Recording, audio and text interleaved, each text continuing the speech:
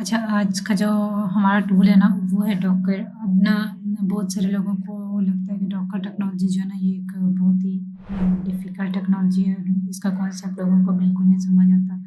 तो मैं कोशिश करूँगी कि जितनी आसान लफ्ज़ों में मैं आपको ये समझा सकूँ कि डॉकर क्या है। तो आई होप कि आपको ना समझ आ जाएगा आज का लेक्चर लेने के बाद कि डॉकर किसी बला का नाम नहीं है, बल्कि ये कह लें कि one of the best DevOps technology है, ठीक है? तो अब ना सबसे पहले हमारे पास क्या होता है कि हमारे पास पहले वर्चुअलाइज़ेशन का कॉन्सेप्ट आया, ठीक है? जिसमें हमने क्या किया है कि हम अगर फ़र्ज़ करें कि विंडोज़ ऑपरेटिंग सिस्टम है, तो उसके ऊपर हम एक हाइपरवाइज़र इंस्टॉल करते हैं, ठीक है? जैसे ओरेकल वर्चुअल बॉक्स है या वीएमवेयर है, और उसके ऊपर फिर हम क्या करते हैं कि हम लाइक लिनक्स की मशीन बनाते हैं या कोई भी और मशीन बनाते हैं। तो हमने क्या किया कि विंडोज़ के ऊपर वर्चुअलाइज़ेशन की और वहाँ पे अपनी लिनक्स ऑपरेटिंग सिस्टम की वर्चुअल मशीन्स हमने क्रिएट की, ठीक है। अब वो जो हम वर्चुअल मशीन्स क्रिएट करते हैं ना, वो मतलब उसको भी हम वर्चुअल मशीन ही कहते हैं, क्योंकि हमने डायरेक्ट जो हमारा वो है लाइक लैपटॉप है उसके ऊपर तो हमने उसको इंस्टॉल नहीं किया। हमने पहले एक हाइपरवाइज़र क्रिएट किया, उसके बाद अपनी मशीन्स बनाई, तो वो फिर वर्चुअल मशीन्स हो गई। अब डॉकर जो है ना, इसमें होता है एक वर्ड कंटेनर। कंटेनर हम डॉकर के थ्रू बनाते हैं, तो कंटेनर भी बेसिकली वर्चुअल मशीन्स ही है। तो जो हम विंडोज़ के ऊपर जो वर्चुअल मशीन्स बनाते हैं, उसमें और कंटेनर में फिर क्या डिफ़रेंस हो, अगर कंटेनर भी वर्चुअल मशीन है तो। अब इसका ना बड़ा बुनियादी सा फ़र्क है, वो ये है कि जब भी हम हाइपरवाइज़र को यूज़ करके वर्चुअल मशीन्स क्रिएट करते हैं, तो देखिए अब पहले क्या होता है कि हमारा लैपटॉप होता है, उसके ऊपर हमारा हाइपरवाइज़र होता है, ठीक है? उसके ऊपर वर्चुअल मशीन्स होती हैं, तो वो जो वर्चुअल मशीन्स होती हैं ना, वो बेसिकली जो रिसोर्सेज़ यूज़ कर रही होती हैं, लाइक सीपीयू, रैम वगैरह, वो सब जो इसका होस्ट ऑपरेटिंग सिस्टम होता है, ठीक है? जो कि विंडोज़ है, उसका यूज़ कर रही होती है। अब जैसे फ़र्ज़ करें कि विंडोज़ में मेरी 16 जीबी रैम है, तो अगर मैंने इसके ऊपर एक वर्चुअल मशीन बनाई है हाइपरवाइज़र के थ्रू, वर्चुअलाइज़ेशन के थ्रू, उसको मैंने 8 जीबी रैम देनी है उस वर्चुअल मशीन को। अब वो जो 8 जीबी रैम है ना, वो ये वर्चुअल मशीन जो है ना, ये कह लें कि बस इसको एलोकेट हो जाती है, ठीक है? अब चाहे वो वर्चुअल मशीन बंद पड़ी है या आप उसको यूज़ कर रहे हैं या नहीं कर रहे हैं, इट डज़न्ट मैटर, बट वो जो 8 जीबी आप इसको एक दफ़ा एलोकेट कर चुके हैं, वो अब इसी के पास रहेगी। बेशक वो वेस्ट ही क्यों नहीं हो रही, बट वो वर्चुअल मशीन के को आप एलोकेट कर चुके हैं, उसको आप कहीं और यूज़ नहीं कर सकते, ठीक है? जो हम नॉर्मल वर्चुअल मशीन बनाते हैं, बट जो कंटेनर होता है, ये भी तो वर्चुअल मशीन ही है, बट कंटेनर ऐसा नहीं करता। कंटेनर का सबसे बड़ा फ़ायदा ही यही है कि ये वर्चुअल मशीन होने के बावजूद भी आप इसको कोई भी रिसोर्सेज़ पहले से एलोकेट नहीं करते, ठीक है? और दूसरी बात ये है कि जब हम वर्चुअल मशीन नॉर्मली बनाते हैं, तो उसमें हम क्या करते हैं कि हम एक इमेज हमें इंस्टॉल करनी पड़ती है, जिसका साइज़ लाइक अगर हमने रेड हैट लिनक्स ही बनानी है वर्चुअलाइज़ेशन के थ्रू, तो हमें उसका 8-9 जीबी की जो उसकी इमेज फ़ाइल है, उसको डाउनलोड करना पड़ता है, जिसके अंदर पूरा जो है ना, वो रेड हैट का ऑपरेटिंग सिस्टम होता है। लेकिन ये जो कंटेनर्स होते हैं, इनके पास कोई भी ऑपरेटिंग सिस्टम नहीं होता, और ऑपरेटिंग सिस्टम ना होने की वजह से एक तो वो जो रिसोर्सेज़ हैं आपके, वो बच जाते हैं, ठीक है? 8 जीबी की स्पेस आपको नहीं एलोकेट करनी पड़ती, और उसके अलावा जो वर्चुअल मशीन खुद मतलब बनने के लिए उसको सीपीयू या रैम चाहिए होते हैं, वो भी ये नहीं यूज़ करता। तो इसलिए इसका सबसे बड़ा कंटेनर का फ़ायदा ये होता है कि ये लाइट वेट होते हैं, और लाइट वेट होने का रीज़न क्या है कि इनके पास कोई ऑपरेटिंग सिस्टम नहीं होता, ठीक है? तो सबसे पहले ये बात कि कंटेनर क्या है, एक वर्चुअल मशीन है, और डॉकर अब क्या है? डॉकर वो बेसिकली टूल है जो इस वर्चुअल मशीन को क्रिएट करता है, ठीक है? तो डॉकर क्या है? Docker is a tool which creates this VM, like इस कंटेनर को जो क्रिएट करता है वो डॉकर, वो बस टूल है। अब डॉकर देखें वही ना कि ये एडवांस वर्चुअलाइज़ेशन ही है, बट उसका एक एडवांस वर्ज़न है, ठीक है? वर्चुअलाइज़ेशन में आप सिंपल होस्ट के वो सारे रिसोर्सेज़ यूज़ कर रहे होते हैं और एक ही दफ़ा एलोकेट हो जाते हैं। बट इस विजुअलाइज़ेशन में ये होता है कि वर्चुअल मशीन होती है, बट आप उनको रिसोर्सेज़ पहले से एलोकेट नहीं करते, ठीक है? तो बाकी ये है कि कंटेनर्स लाइट वेट होते हैं, क्योंकि इनका ऑपरेटिंग सिस्टम नहीं होता, ठीक है? अब डॉकर जो है ना, वो सबसे बेस्ट जो है ना, वो लिनक्स पे चलता है, ठीक है? लाइक आप इसको विंडोज़ पे, वैसे तो ये प्लेटफ़ॉर्म इंडिपेंडेंट है, आप इसको विंडोज़ पे भी रन कर सकते हैं, लिनक्स पे भी, मैक ओएस पे भी, बट नेटिवली ये जो सबसे बेस्ट वर्क करता है वो लिनक्स की डिस्ट्रीब्यूशन पे। लाइक आप इसको रेड हैट पे, अमेज़न लिनक्स पे या उबुंटू पे अगर रन करेंगे, तो इसके रिजल्ट्स ज़्यादा बेहतर होंगे इंस्टेड ऑफ विंडोज़ या मैक ओएस पे, ठीक है? अब इसके देखिए फ़ायदे भी यही हैं कि सबसे पहली बात तो आप इसमें रैम की प्री एलोकेशन आपको नहीं करनी पड़ती वर्चुअल मशीन बनाने के लिए, ठीक है?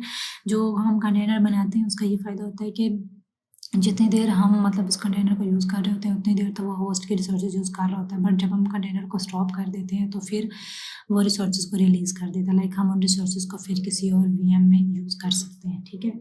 लेस कॉस्ट होती है, ठीक है, लाइट वेट होते हैं, और ये आप इसको फिजिकल मशीन्स पे भी रन कर सकते हैं, वर्चुअल मशीन पे भी, एंड इवन आप इनको AWS एज़ूर या GCP के साथ भी इसको रन कर सकते हैं, ठीक है। और ये वेरी जो हमारी वर्चुअल मशीन है, अब जैसे हमने अगर रेड हैट लिनक्स को ही अपने ओरेकल बॉक्स पे इंस्टॉल करना हो, तो अब एक तो सबसे पहले हमें ओरेकल वर्चुअल बॉक्स इंस्टॉल करना पड़ता है, फिर उसके ऊपर हमें जो रेड हैट मशीन हमने अगर बनानी भी है तो सबसे पहले तो 8 GB की रैम की उसका इमेज हमें डाउनलोड करना पड़ता है, जिसमें बहुत ज़्यादा टाइम लगता है, इवन कि आपका नेट बहुत फास्ट भी हो तो।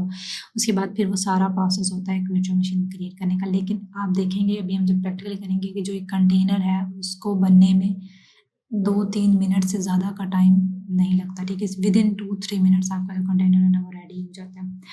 अब नेक्स्ट ये है कि हम ना जो डॉकर है इसकी इंस्टॉलेशन सारी करेंगे AWS के ऊपर। हम उबंटू की VM बनाएंगे, ठीक है, उसमें हम डॉकर का जो भी सारा सेटअप है वो करेंगे, और नेक्स्ट डे से फिर हम प्रॉपर इसकी जो कमांड्स हैं, कंटेनर्स कैसे बनता है, इमेज कैसे हम क्रिएट करते हैं, ठीक है, वो सारी देखेंगे। तो आज ना हम ये देख लेते हैं कि हमने ना इसका डॉकर का सेटअप कैसे करना है। तो उसके लिए आपने क्या करना है कि आपकी जो AWS अकाउंट है उसमें लॉगिन कर लेना है, ठीक है।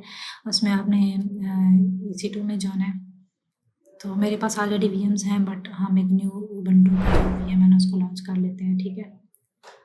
तो इंस्टांसेस में जाएं, यहाँ पे लॉन्च इंस्टांसेस पे क्लिक करें, एंड यहाँ पे आप इसको नाम दे दें डॉकर, ठीक है। और उसके बाद आप यहाँ पे हम इसको उबंटू सिलेक्ट कर लेते हैं, ठीक है। उबंटू इमेज यूज़ हो रही है, बाकी इसको हमने फ्री टियर ही रहने देना है। की पेयर अगर ऑलरेडी है तो उसको ही हम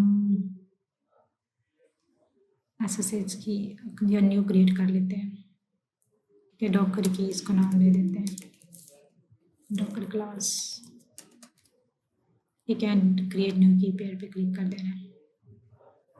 उसके बाद एज इट इज़ सारी चीज़ें रहने दें, एंड जस्ट लॉन्च इंस्टेंस पे क्लिक कर लें,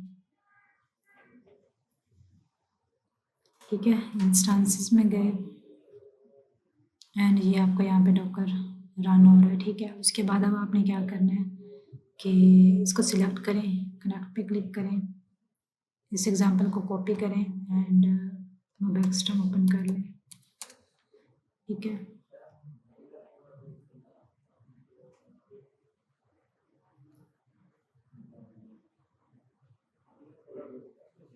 यहाँ पे अगर मैं LS करूँ तो यहाँ पे देखिए कि मेरे पास ना डेस्कटॉप फोल्डर है, my documents and launch folder वगैरह, ठीक है।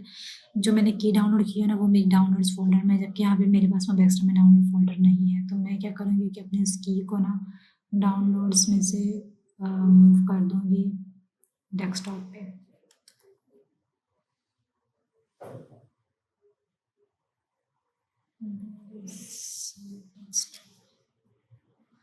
ठीक है। अब डेस्कटॉप में मूव करने के बाद ना अब मैंने यहाँ पे डेस्कटॉप में करना है, डायरेक्टरी चेंज करनी है, वो जो मैंने वहाँ से कमांड कॉपी की उसको यहाँ पे पेस्ट कर देना है, ठीक है। तो आपकी यहाँ पे लॉगिन हो जाएगा, ठीक है। अब यहाँ पे आपने क्या करना है, रूट से लॉगिन कर लें sudo -i, ठीक है। अच्छा, अब यहाँ पे ना आपने जो डॉकर का सेटअप करना है ना उसके लिए आपने कमांड्स लेनी है नेट से। यहाँ पे आप लिखें इंस्टॉल डॉकर ऑन उबंटू या ऑन लिनक्स आप लिख लें।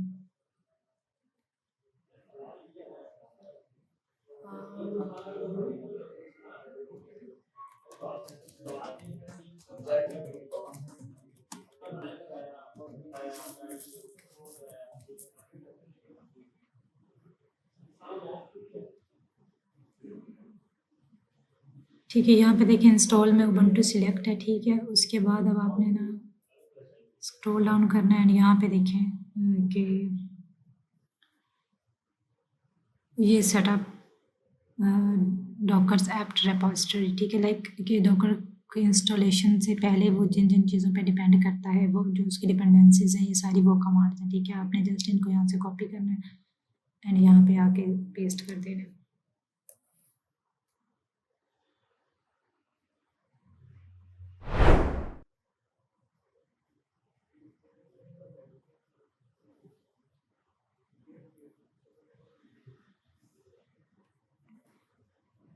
उसके बाद ये डॉकर को इंस्टॉल करने की कमांड है, इसको भी आपने यहाँ से कॉपी करना है एंड यहाँ पे पेस्ट कर देना है।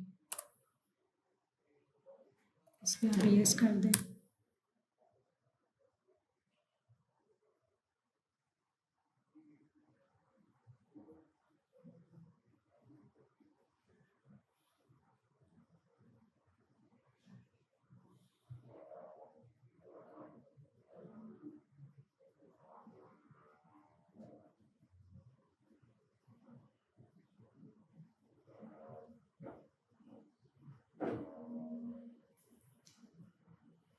ठीक है, ये हमारा डॉकर का सेटअप हो गया। अब अगर आपने चेक करना है कि क्या डॉकर की जो सर्विस है वो मतलब स्टार्ट या इनेबल है या नहीं, तो उसके लिए आप ये इसका स्टेटस चेक कर सकते हैं।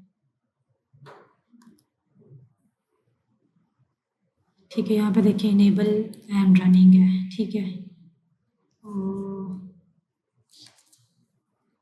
इसका मतलब है कि आपका जो डॉकर है वो सक्सेसफुली इंस्टॉल हो गया है। ठीक है, बाकी ये सर्विस ऑलरेडी स्टार्ट है तो हमें स्टार्ट करने की ज़रूरत नहीं है। अब ये कंटेनर बनाने की कमांड है, बट